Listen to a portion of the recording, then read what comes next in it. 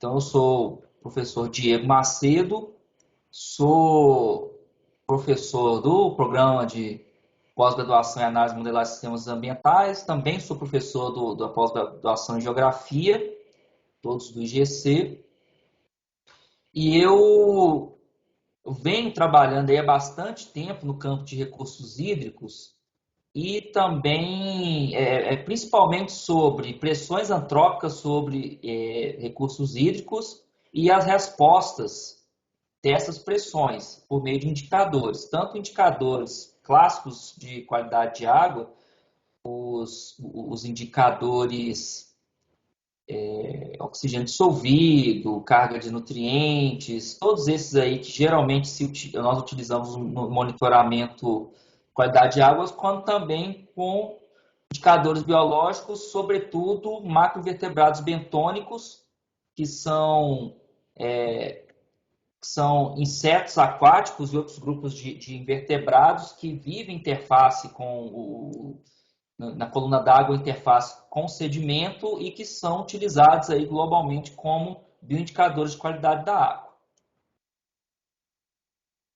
No Brasil, o que a gente tem como marco legal para o monitoramento de qualidade de água é a resolução CONAMA 357/2005, e cada estado, a partir dessa resolução, também criou os seus próprios marcos, mas não muito diferentes da CONAMA. Algumas ligeiras modificações, mas todas elas basicamente vão tratar dos critérios de qualidade, definir os limites de lançamento de resíduos e a efetivação do enquadramento, que o enquadramento nada mais é que você enquadrar o corpo d'água de acordo com o uso que você tem expectativa de fazer para aquele corpo d'água. Então, a qualidade da água ela tem que estar de acordo com como nós estamos utilizando essa água. A gente não pode, por exemplo, ter uma água, utilizar para dessedentação animal, por exemplo, uma água que não é própria para dessedentação animal e para consumo humano, contato primário e assim por diante. Então, no monitoramento no Brasil, então a gente está interessado aí em enquadrar a água nessas 5 classes, que é da especial, que é a mais nobre, até a classe 4, que você tem os números menos restritos aqui, que basicamente são navegação e harmonia paisagística. E nesse gradiente aqui, de classe especial até a classe 4, a gente faz aqui os nossos outros usos da água. Então, a água ela tem que estar de acordo, né? Os nossos indicadores de qualidade, eles têm que estar de acordo com esses usos que nós fazemos dos recursos hídricos. Então, só para dar aqui um exemplo, para a água de classe 1, tem uma tabela na resolução que fala dos valores máximos para cada um dos parâmetros de qualidade. Bem, esse é o monitoramento clássico que a gente tem no Brasil e que, por exemplo, o Instituto Mineiro de Gestão das Águas, o IGAM, a cada 4 meses faz coleta na sua rede de coleta que cobre o estado inteiro e aí vai, então, coletar todos esses parâmetros, alguns anualmente, outros bianualmente, mas os mais importantes aí de 4 em 4 meses. No entanto, o monitoramento de qualidade de água, através apenas de indicadores físicos e químicos, ele deixa algumas lacunas. A primeira que a gente pode destacar é essa alteração de curto prazo. Como são mensurações instantâneas e a água está sempre, ela tá sempre se movendo, muitas das vezes, aquele retrato daquele momento que a gente faz naquele ponto não é o retrato de longo tempo daquele ponto. Então, por exemplo, se eu tenho um ponto que sempre tem um lançamento de algum tipo de poluente, mas que no momento que eu fiz a minha coleta não tem esse lançamento, provavelmente eu não vou identificar que a qualidade da água naquele local ela está inadequada. porque essa coleta ela só vai pegar aquele pouquinho de água que a gente coletou. Outra questão que é importante, ele não trata das alterações da estrutura física dos cursos d'água. Existe toda uma morfodinâmica das bacias hidrográficas, que essa morfodinâmica, então, ela vai resultar no curso d'água da forma que ele está na natureza. Então, se ele tem um padrão mais meandrante, ou se ele tem mais sedimento fino ou mais sedimento grosso de uma maneira natural. E esse monitoramento de qualidade de água ele não vai tratar essas alterações. Então, se, por exemplo, eu tenho uma alta carga de sedimento fino num curso d'água proveniente aí de desmatamento ou de áreas agrícolas ou até mesmo de áreas urbanas, esse monitoramento em parâmetros físico-químicos ele não vai me pegar essa questão dessa estrutura física. E aí, principalmente nesses dois pontos aqui, existe uma incongruência com a integridade biótica, que é o quê? Que é a integridade que esse sistema tem para suportar as comunidades biológicas, porque essas comunidades elas vão estar utilizando tanto a água em si, né, porque eles têm níveis de tolerância à poluição orgânica, uns são mais resistentes, outros menos resistentes, e também tem toda uma questão de área de vida dessas comunidades. Então, a gente tem tipos de peixes que vão estar ali no interface com uma área mais com matacão, com seixos maiores. Outros não, outros eles vão estar ali se alimentando por exemplo, raspando troncos ou raspando também algas, enfim. A mesma coisa os macroinvertebrados. Então, se a gente não tem avaliação da integridade física, a gente não consegue, então, ver o que está acontecendo com a parte biológica. Então, aí a gente chega no momento que a gente tem que ver a qualidade da água para a sociedade versus a qualidade da água para a biota. O que isso quer dizer? Quando a gente faz o uso de um curso d'água, basicamente nós estamos interessados em quê? Em explotar a água, utilizar para irrigação, para abastecimento humano, etc. Mas as exigências dos indicadores, dos indicadores biológicos, ela é maior, principalmente porque tem a questão da estrutura física. No entanto, temos um curso d'água em boa integridade biótica, ela também terá boa qualidade de água. Então, na verdade, e aí vai entrar muito nessa questão dos serviços ecossistêmicos também. Porque a gente pode, por exemplo, vou dar aqui um exemplo de um serviço, serviço de provisão de alimentos. A gente utiliza peixes para poder prover alimentos. Então, eu posso ter uma água de boa qualidade, mas eventualmente eu não tenho ali um bom estoque pesqueiro por outras questões que eu não estou captando fazendo monitoramento com aquele parâmetro instantâneo, né, o oxigênio ou o nitrogênio, etc. De toda maneira, isso ainda é algo que vem sendo aí discutido e debatido, enfim, o quanto que inclusive também é uma coisa que está muito recente, essa questão dos serviços ecossistêmicos, enfim, então o quanto vale para eu preservar, quanto vale esse custo-benefício entre preservar e utilizar ali os recursos naturais.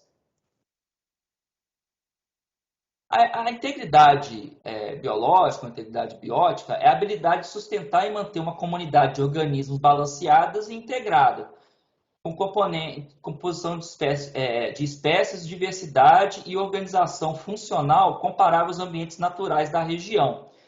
Então, o que a gente está procurando, então, é tentar, quando a gente faz a avaliação da integridade biológica, o que a gente quer ver é o seguinte: aquele curso d'água, ele tem uma comunidade, uma estrutura, uma organização comparável ao que seria um curso d'água natural daquela região?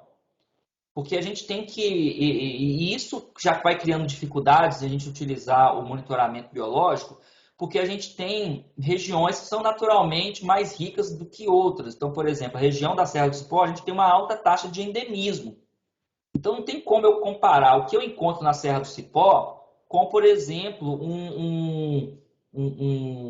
grupos de organismos que eu vou encontrar ali na parte baixa do Rio das Velhas, por exemplo, mesmo que é na mesma bacia, ou no Rio Doce, né, porque ela também verte para o lado do Rio Doce. Então, isso cria uma dificuldade porque a gente não tem uma referência, a gente não tem uma base, um estudo de base para entender o que seria a fauna esperada numa dada região. E isso vai dificultar muito a implantação do biomonitoramento no Brasil, porque você acaba não tendo um parâmetro muito diferente, por exemplo, dos parâmetros físico-químicos, porque a gente sabe que eu tenho até, por exemplo, oxigênio dissolvido até 5 miligramas miligramas de oxigênio por litro é um limite. Esse limite vai servir para qualquer lugar do Brasil. No caso dos indicadores biológicos, é um pouco mais complicado. Bem, ainda dentro dessa questão dos indicadores biológicos, a gente tem que entender que eles nos dão uma resposta no gradiente de distúrbio. E é isso que a gente está interessado. Porque se a gente vai utilizar isso para fazer uma avaliação de qualidade ambiental, então para saber se o meu curso d'água, e claro, o curso d'água ele é um reflexo da bacia de drenagem, porque tudo vai drenar ali para o curso d'água. Então, eu tendo boas condições no curso d'água, isso de certa maneira é um indicador de boa qualidade na bacia como um todo. Então, a gente consegue, através dessas respostas biológicas, avaliar esse gradiente de condições de referência, que seriam as condições prístinas, até uma condição severamente impactada. Então, aqui eu posso dar exemplo, até mesmo dentro desses exemplos que eu comecei aqui, por exemplo, uma condição de referência seria dentro do Parque Nacional da Serra do Cipó. E uma condição impactada, a gente pode falar do Rio das Velhas na região metropolitana de Belo Horizonte, que ainda tem muito lançamento de efluentes não tratados no Rio das Velhas. Não só devido a Belo Horizonte, mas nos outros municípios que compõem a bacia. E os indicadores biológicos, e aqui com maior ênfase nos macrovertebrados bentônicos, que estão aqui nessa figura, eles vão responder bem a esse gradiente de condições. Porque a gente tem aqui alguns organismos que eles possuem grande resistência à poluição da água, eles se adaptam bem a cursos d'água assoreados, e outros que são mais sensíveis. Claro que nas áreas nas áreas de referência, também a gente pode encontrar esses organismos mais tolerantes. Só que esses mais sensíveis, a gente só vai conseguir encontrá-los até uma certa medida dentro desse gradiente de condições ambientais. Então, por isso eles são bons indicadores de qualidade, porque eles são grupos que são já estudados, muito bem conhecidos, eles têm ampla distribuição global e essas próprias características de nível de tolerância deles também ela é muito parecida ao longo do globo. São também relativamente fáceis de identificar até o nível taxonômico, principalmente família, que é o que a gente trabalha mais. E como eles têm uma baixa mobilidade, então eles sempre estão ali recebendo a influência daquele ponto de coleta de longo tempo. Então, se eu chego num ponto e mesmo que a qualidade de água ela tenha uma boa qualidade a partir dos parâmetros físico-químicos, se de certa maneira ela tem aqui uma predominância de organismos mais tolerantes, eu sei que aquele ponto ele sempre está recebendo algum tipo de influência que eu não captei naquele momento. Vou dar até um exemplo real de um pequeno estudo que a gente fez ali na região de São Bartolomeu, no Rio das Velhas, que a gente fez uma coleta antes da cidade de São Bartolomeu, no meio da cidade, é um distrito, né? E após a ET, onde tem o lançamento dos efluentes tratados. E é muito interessante que a condição antes da cidade ela é boa tanto de qualidade da água, também questão da qualidade biológica, só que a qualidade de água, tanto dentro da cidade quanto após a ET, ela apresentou, naquele momento da nossa coleta, os mesmos parâmetros, muito parecidos. No entanto, após a ET, a comunidade biológica está muito mais, ela tá muito mais degradada do que no meio da cidade, por exemplo. Então, a gente tem a impressão que esses lançamentos da ET podem estar, de alguma maneira, influenciando a qualidade biológica.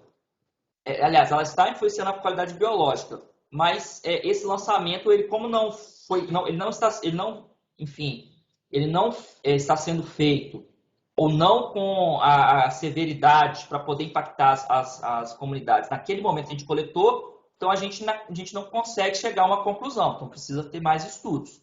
Só que os indicadores biológicos, então, eles já nos apresentaram uma pergunta, uma hipótese para ser trabalhada, e de repente a gente vai poder, no futuro, aí, desenvolver mais trabalhos na região. Bem, vou trazer agora aqui o exemplo dos Estados Unidos, que é onde o monitoramento em escala nacional, ele está implementado no país, existe uma base legal que é a Clean Water Act de 1972, uma lei federal que basicamente fala dos objetivos de qualidade, enfim,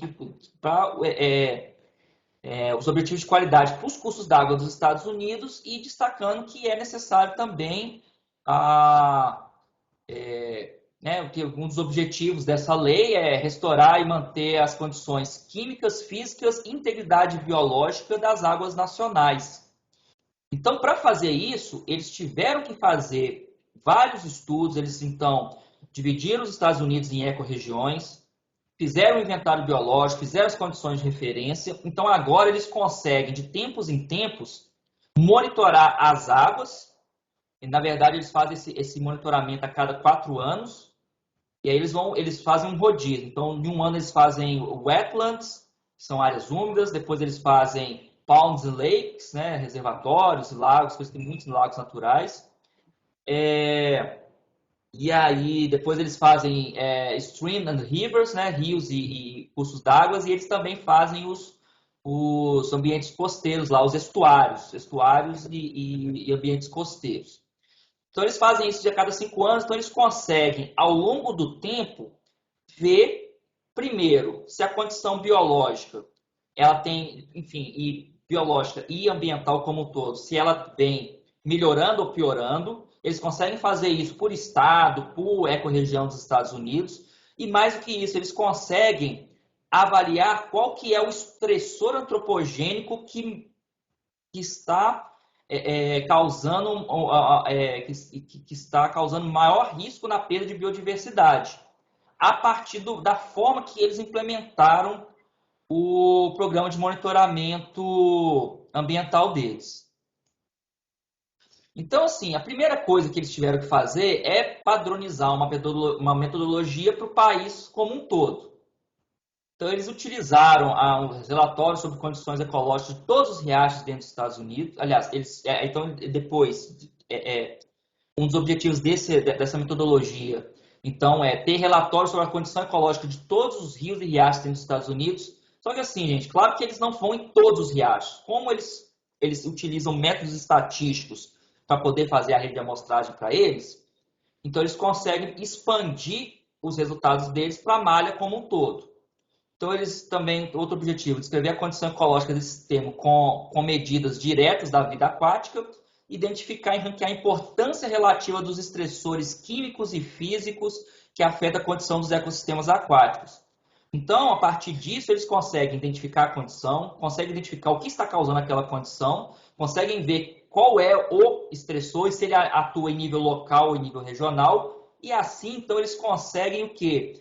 Ter uma ferramenta eficiente para poder fazer a gestão desses cursos d'água. E aí, dentro dentro das ferramentas de gestão específicas lá, porque lá nos Estados Unidos é muito individualizado a questão estadual, municipal, eles têm muita autonomia, enfim. Então, acaba que as leis são um pouco diferentes para cada estado, mas de maneira geral eles têm que cumprir pelo menos o que está lá na lei de 1972.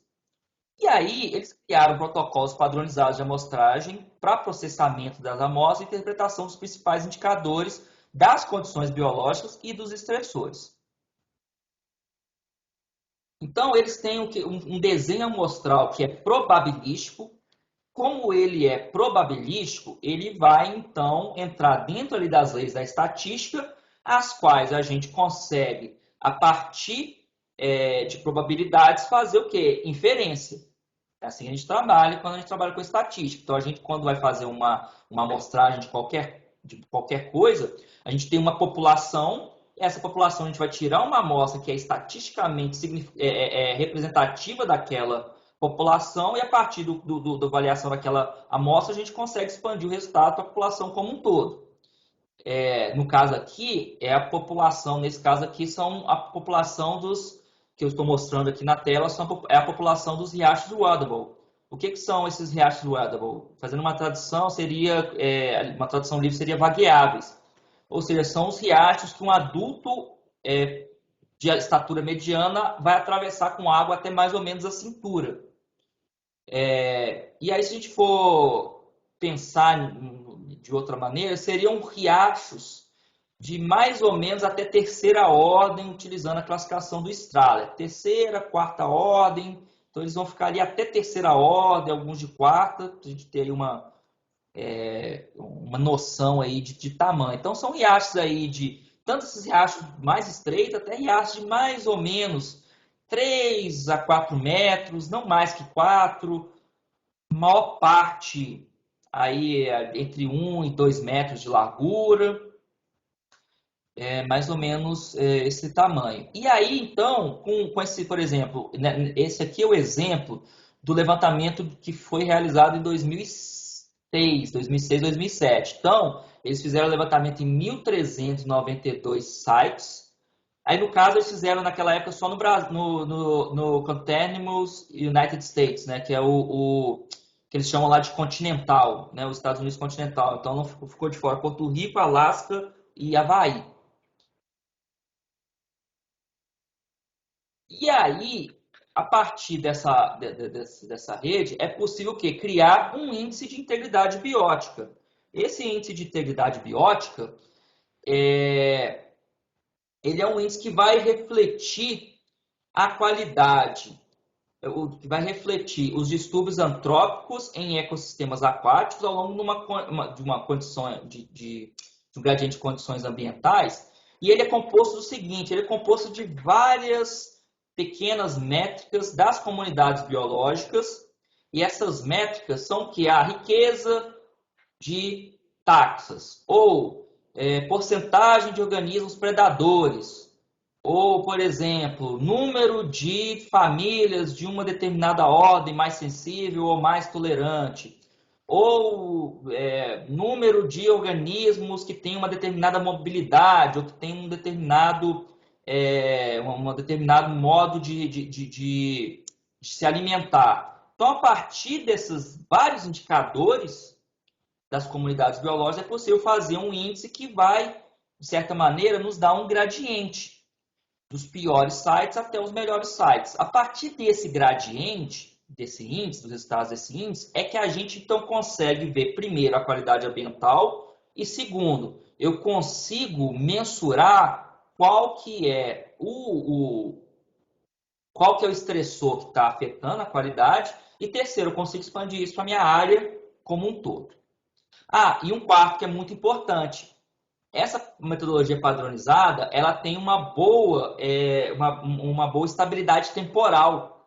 Então, eu consigo fazer isso de tempos em tempos. Então, além de eu conseguir comparar o que está acontecendo entre locais, eu consigo comparar entre datas. E isso que sim é muito interessante, porque a gente consegue, então, ao longo do tempo, avaliar se as políticas públicas de gestão, se elas estão sendo efetivas na preservação e conservação dos recursos hídricos.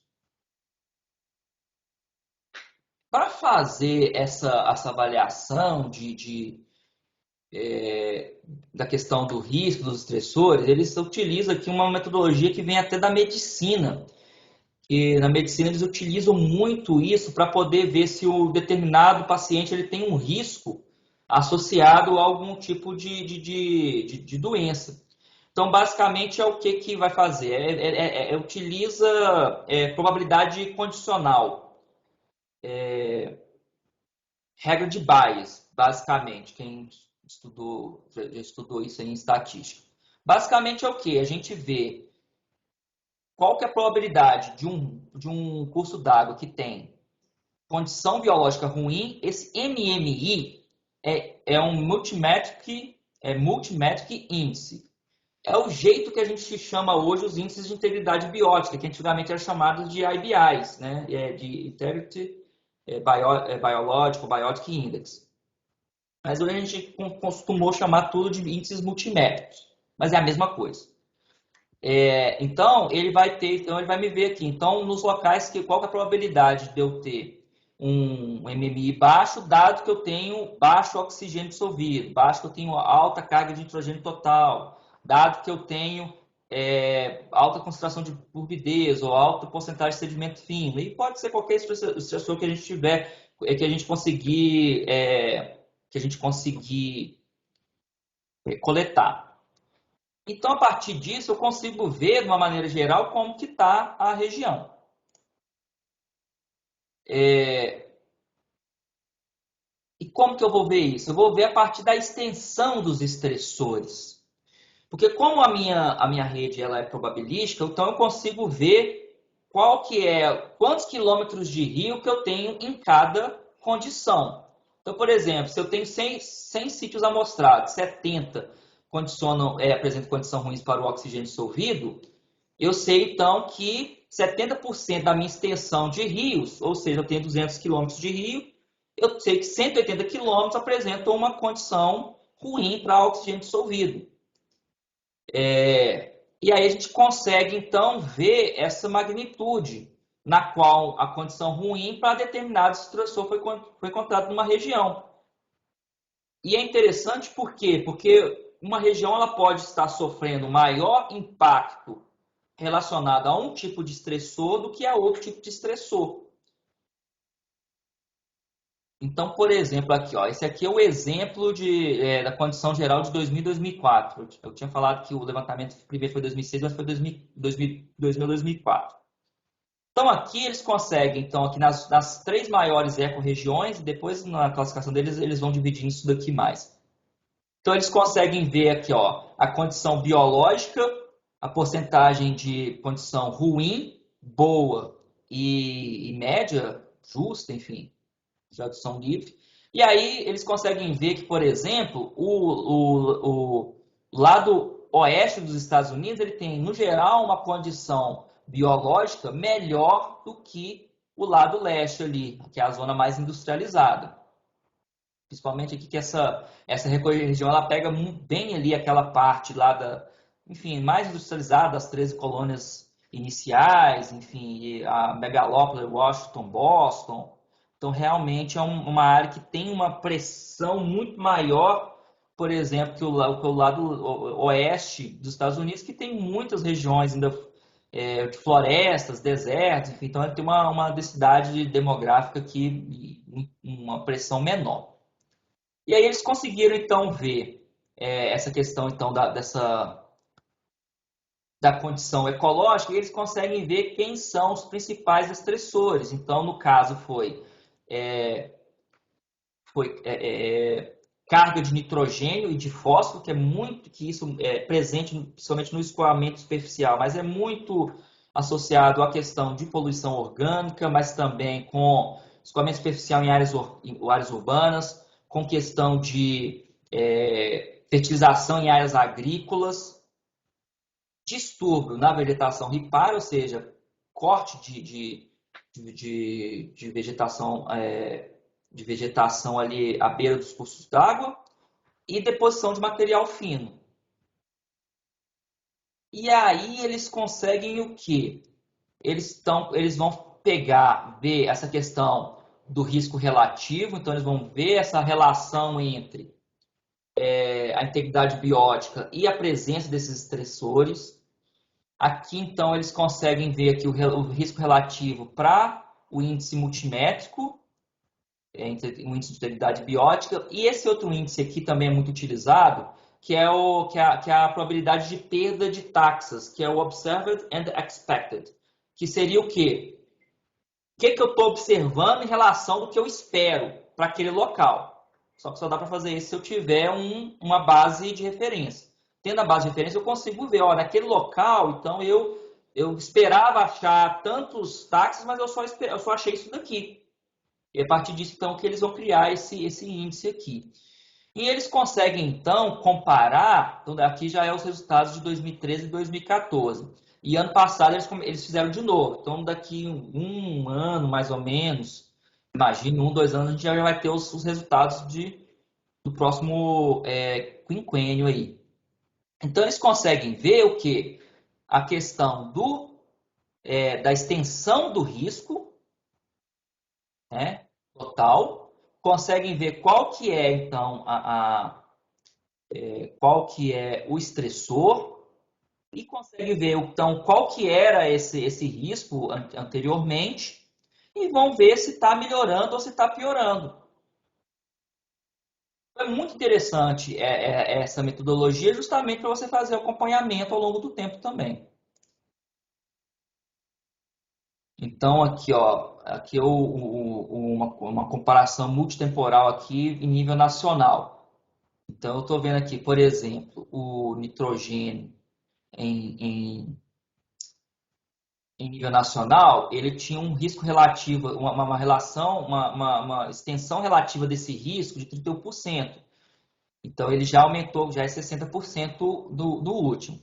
E a questão do risco relativo de perda da integridade biótica relacionado ao nitrogênio, que era de 2,1 aqui em 2004, ele agora, ele está aqui, cadê o nitrogênio? Bem próximo, um pouquinho menos, ele diminuiu um pouco aqui, ficou em 1,9. Então, aqui eu consigo então ver a extensão do meu estressor e consigo ver qual que é o risco que esse estressor está aqui causando para a perda de biodiversidade. E aí, gente, se eu tenho um estressor que ele está numa extensão relativa muito grande na bacia, então eu preciso de uma medida de ação regional. Se são estressores que têm uma extensão muito pequena na bacia, então ali eu tenho que identificar onde que esses locais para ter ali uma ação mais local. E aí, gente, eu vou aqui para fechar um exemplo que a gente aplicou aqui no Cerrado, no projeto que fez parte aqui, inclusive, do meu doutorado. Então, primeiro, então, a equipe fez, né, criou esse índice de integridade biótica para os sítios em 4 unidades hidrológicas no Cerrado, que quem conhece Minas Gerais ali, nos riachos no entorno do reservatório de Três Marias, no entorno de Nova Ponte, no entorno de Volta Grande e no entorno de São Simão. Então a gente criou então esse índice de integridade biótica, que foi aqui da tese da Débora Regina. E depois, a partir desse índice de integridade biótica, a gente então fez a avaliação do quê? Da extensão relativa desses estressores. E aí o que a gente viu? Por exemplo, aqui em Nova Ponte, a gente tem um risco relativo alto aqui para... a gente tem um risco relativo, por exemplo, alto para a porcentagem de pasto. Só que a extensão de pasto ela é muito pequena. A mesma coisa aqui para a turbidez. A extensão do estressor é muito pequeno.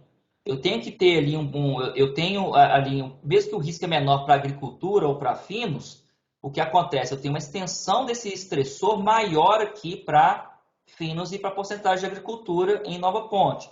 Em Três Marias é um pouco diferente aqui o resultado. Então, por exemplo, eu tenho um risco muito baixo para a turbidez aqui, né? Um risco baixo no que eu falo em relação à extensão. do meu estressor. Então, eu tenho que fazer uma medida mais local aqui para esse estressor de turbidez.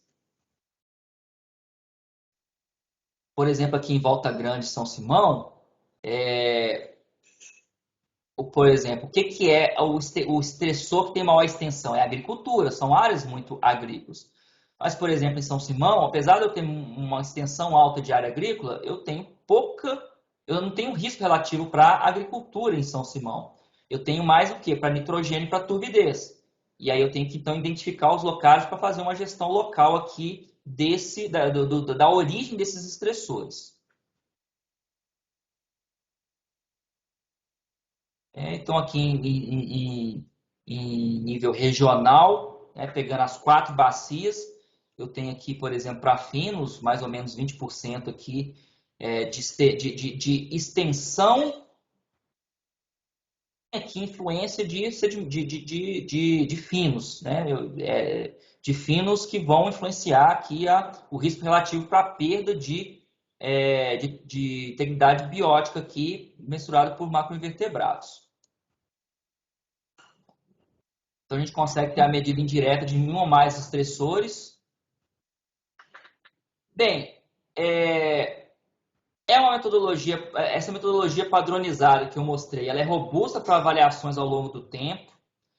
Indicadores biológicos, eles respondem a uma série de distúrbios antropogênicos, tanto em escala local como temporal, então eles são muito bons, apesar de serem eles não são tão difíceis de trabalhar, porque a base científica para trabalhar a gente tem. Eles têm realmente um custo mais elevado para a questão de coleta, identificação, eles demandam muito tempo de laboratório, então isso é um complicador, mas muitos grupos no Brasil trabalham com macroinvertebrados, têm expertise com macroinvertebrados bentônicos. Um dos que tem a maior expertise é o nosso grupo aqui da UFMG, liderado pelo professor Marcos Calisto.